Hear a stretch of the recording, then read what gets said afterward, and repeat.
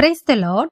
நம்முடைய கர்த்தராகிய இயேசு கிறிஸ்துவின் நாமத்தில் இந்த நியூ மந்த் நியூ பிளெஸிங் மூலமாக இந்த ஜூன் மாதம் உங்களை சந்திப்பதில் மிகவும் மகிழ்ச்சி அடைகிறேன்.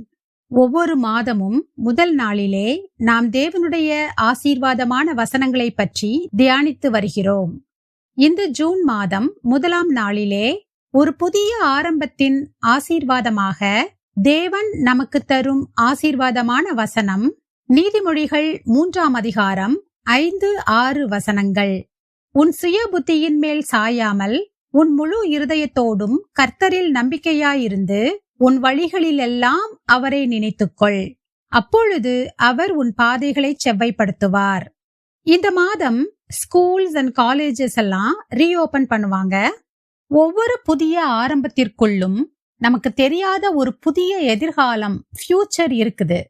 ஒரு புதிய ஸ்கூல் இயர், புது காலேஜ், புது கிளாஸ், புது ஃப்ரெண்ட்ஸ் அண்ட் கிளாஸ்மேட்ஸ், புதிய டீச்சர்ஸ், ப்ரொஃபசர்ஸ், ஒரு புதிய ரெஸ்பான்சிபிலிட்டி எல்லாருக்குமே இருக்கு. வெளியில இருந்து பார்க்கும்போது எல்லாம் நார்மலா தெரிஞ்சாலும் உள்ள பல மாணவர்கள் ஒரு சைலண்ட் பிரஷரை சுமந்துக்கிட்டு தான் இருக்காங்க. இந்த வருஷம் நான் சக்சஸ் ஆவேனா, என் ஃபியூச்சர் செக்யூரா இருக்குமா, என்னால இந்த பிரஷரை ஹேண்டில் பண்ண முடியுமா, நான் சரியான பாதையில தான் போறேனான்னு ஒவ்வொருத்தரும் ஒரு பிரஷர்ல தான் இருக்கிறாங்க.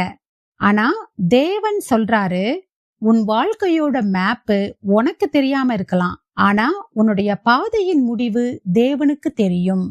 அதனாலதான் நீதிமொழிகள் 3ஆம் அதிகாரம் 5-6 வசனங்கள்ல உன் சுய புத்தியின் மேல் சாயாமல் உன் முழு இருதயத்தோடும் கர்த்தரில் நம்பிக்கையாயிருந்து உன் வழிகளிலெல்லாம் அவரை நினைத்துக்கொள்.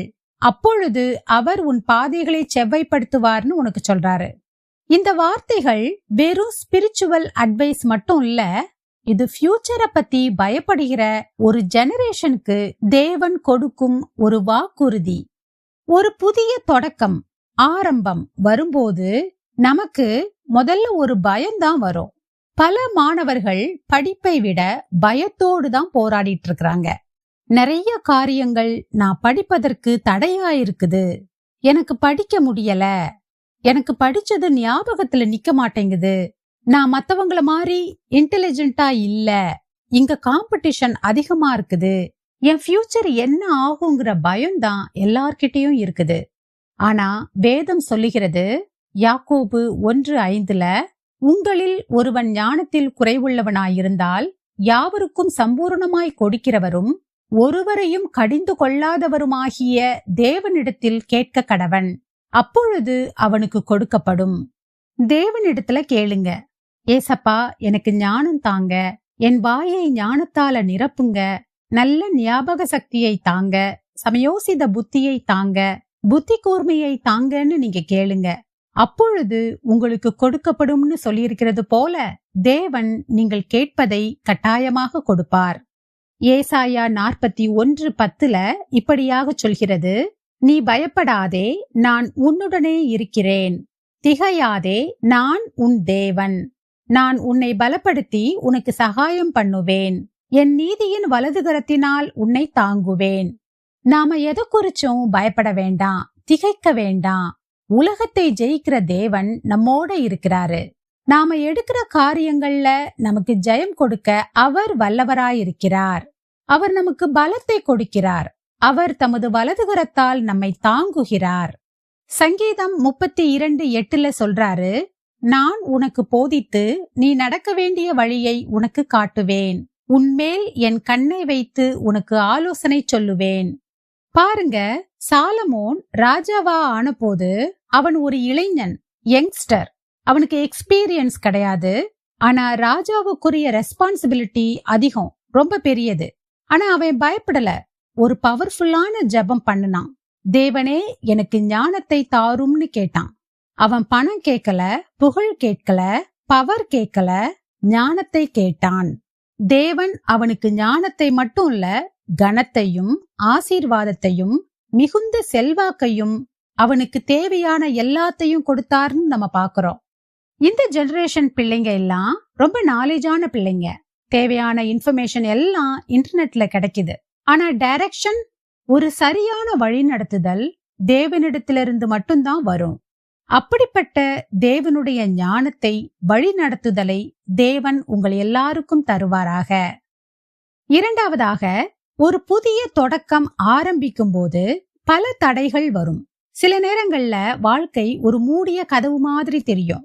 நீங்க விரும்பின காலேஜ்ல சீட்டு கிடைக்கல, நீங்க நினைச்ச கோர்ஸ் உங்களுக்கு கிடைக்கல, ஸ்கூல் காலேஜ்ல சேர்ந்தாச்சு, ஆனா இவ்வளவு ஃபீஸ் எப்படி கட்ட போறோம்னு ஒரு மலைப்பு, புது தொழில்ல ஒரு அப்ரூவல் கிடைக்கிறதுல டிலே ஆகுது, அல்லது நினைச்ச மாதிரி வளர்ச்சி இல்ல அப்படின்னு பல தடைகள் வரலாம். இவை எல்லாத்துக்கும் பதிலாக தேவன் வெளிப்படுத்துதல் 3:8 சொல்றாரு, இதோ திறந்த வாசலை உனக்கு முன்பாக வைத்திருக்கிறேன், அதை ஒருவனும் பூட்ட மாட்டான். பாருங்க, எவ்வளவு பெரிய ஆசீர்வாதத்தை தேவன் உங்களுக்கு தருகிறார். திறந்த வாசலை உங்களுக்கு முன்பாக வச்சிருக்கிறாரு. மனுஷர்களால அதை பூட்ட முடியாது. உங்களுக்குன்னு அவர் வச்சிருக்கிற ஆசீர்வாதத்தை வேற யாராலும் தடுத்து நிறுத்த முடியாது. எரேமியா 29:11 நீங்கள் எதிர்பார்த்திருக்கும் முடிவை உங்களுக்கு கொடுக்கும்படிக்கு நான் உங்கள் பேரில் நினைத்திருக்கிற நினைவுகளை அறிவேன் என்று கர்த்தர் சொல்லுகிறார். அவைகள் தீமைக்கல்ல, நன்மைக்கேதுவான நினைவுகளேன்னு சொல்லி உங்க எதிர்காலத்தை குறித்ததான நம்பிக்கைய உங்களுக்கு கொடுக்கிறாரு. நீங்க எதிர்பார்த்திருக்கும் முடிவை உங்களுக்கு அவர் கொடுப்பார். 10th 12th போற பிள்ளைங்க இந்த வருஷம் இவ்வளவு மார்க்ஸ் வாங்கணும்னு ஒரு கோல் வச்சிருப்பீங்க. ஃபைனல் இயர் படிக்கிற காலேஜ் பிள்ளைங்க முடிச்ச உடனே ஹையர் ஸ்டடீஸ், ஒரு பெரிய காலேஜ் போகணும்னு நினைச்சிருப்பீங்க. அல்லது கேம்பஸ் இன்டர்வியூல நல்ல கம்பெனிக்கு வேலைக்கு போகணும்னு ஒரு கனவு வச்சிருப்பீங்க. வேலைக்கு போறவங்க, பிசினஸ் பண்றவங்க எல்லாம் இந்த வருஷம் இவ்வளவு அச்சீவ் பண்ணணும்னு ஒரு கோல் வச்சிருப்பீங்க.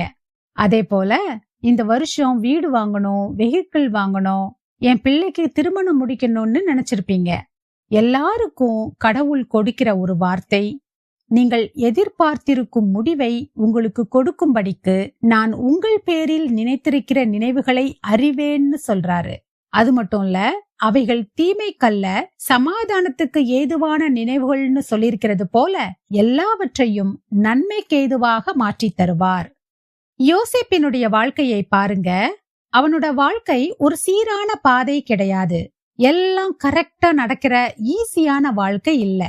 அவன் தன் சகோதரர்களால வஞ்சிக்கப்பட்டான், அடிமையாக விற்று போடப்பட்டான், தவறாக குற்றம் சுமத்தப்பட்டான், சிறைக்கு போனான். எல்லா கதவுகளும் மூடப்பட்ட நிலைமை. ஆனா தேவன் அவன் வாழ்க்கையில கதவை திறந்த போது ஒரே நாள்ல சிறையிலிருந்து விடுதலையாக்கப்பட்டு பெரிய பதவியில அமர்த்தப்பட்டான்.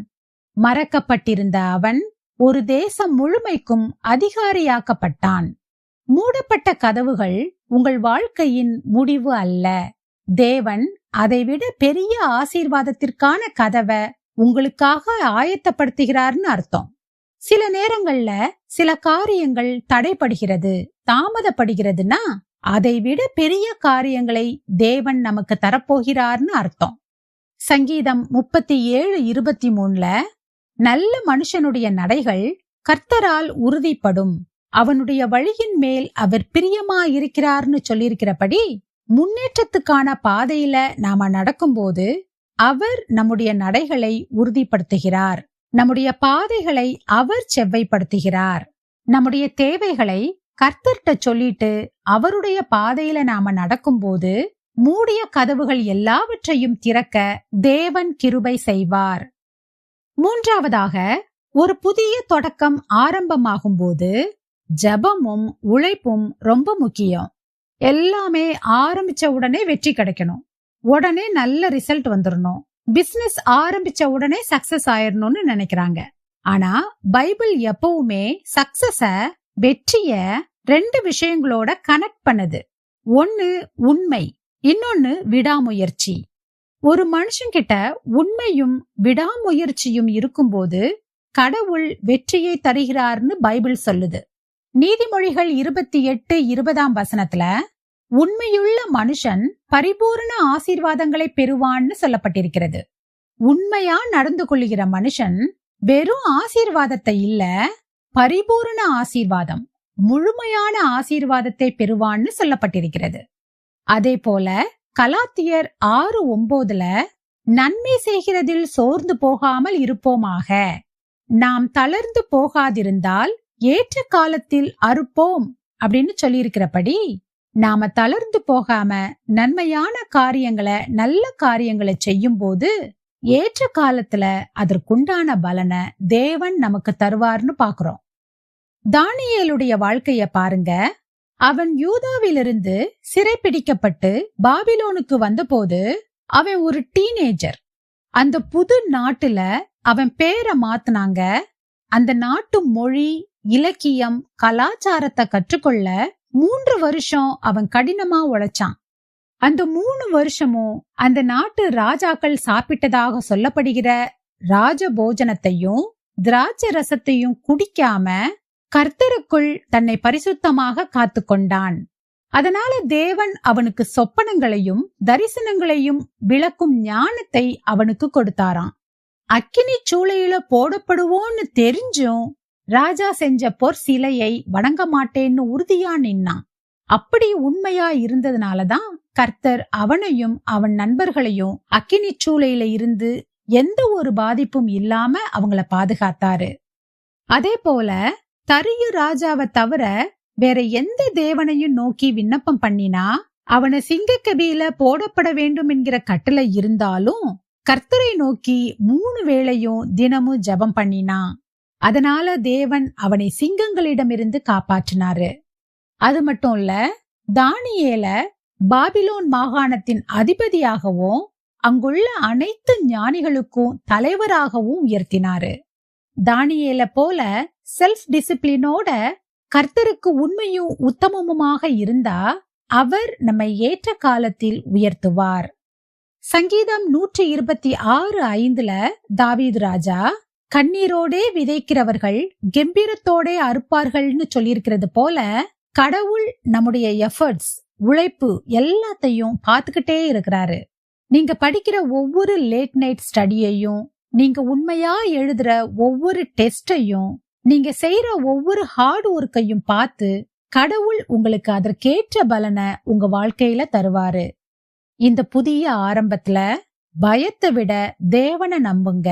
குழப்பமான சூழ்நிலையில தேவனுடைய டைரக்ஷனை தேடுங்க. மத்தவங்களோட உங்களை கம்பேர் பண்ணாம கடவுள் கிட்ட ஜெபம் பண்ணுங்க. தேவன் தாமே இந்த வருட துவக்கம் முதல் இறுதி வரை உங்களுக்கு தேவையான எல்லா ஆசீர்வாதங்களையும் தருவாராக. ஆமேன். நாம் ஜெபிப்போம். அன்பின் பிதாவே, இந்த புதிய கல்வியாண்டில் ஒவ்வொரு பிள்ளைகளையும் உம்முடைய பாதத்திலே ஒப்புக் கொடுக்கிறேன் அப்பா.